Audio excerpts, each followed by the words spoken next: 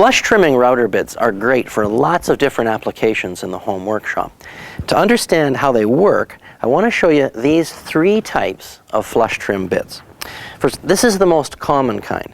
It has a bearing on the end that's exactly the same diameter as the cutters of the bit itself. That's the hallmark of flush trim router bits, that the bearing is the same diameter as the cutters.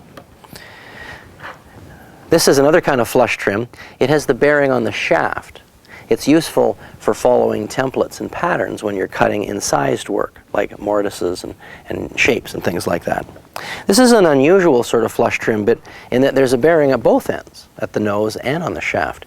This is the ideal bit for template routing, where you're going to be dealing with wood that changes direction.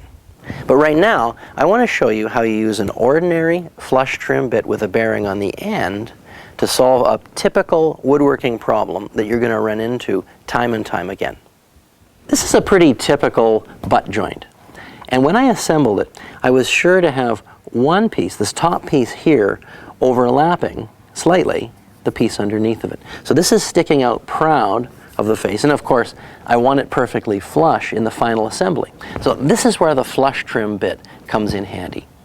The key to making this work is to have the router bit adjusted for the right depth, and that means having the bearing riding against the surface that you want the bit to follow, so that the cutters will remove everything that exists beyond the surface that the bearing is running on.